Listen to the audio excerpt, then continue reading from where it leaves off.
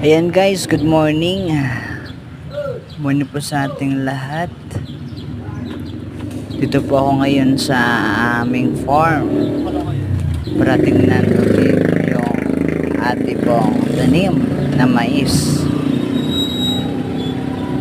na baka sakaling, kasi katatapos lang ito spray, baka sakaling mamatay na yung damo at nagat na nga natin na tingnan nyo guys.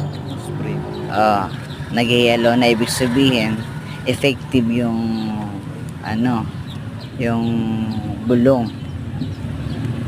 yung pang spray pa natin para mamatay yung mga damo. Yan guys. So nga pala ang pangalan po ng gamit namin na bulong ay sweep, tawag sweep. Yan, pumunta na po kayo sa may bibilihan yan at makakita lang kayo, tapos tanungin nyo lang kung mayroon ba na bulong na sweep ang pangalan. Ayan, effective siya guys sa damo, at tapos hindi lang sa damo kundi sa din, sa mais. Yan, tingnan nyo ang resulta, ganda, di ba? Ganda. So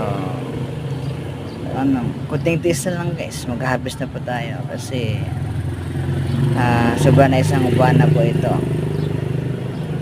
at asahan po natin na maka-harvest po tayo ng marami para makatulong po sa ating pamilya at higit sa lahat sa ministry po, kasi pangarap po magtulong sa ministry dahil yan po ang buhay natin,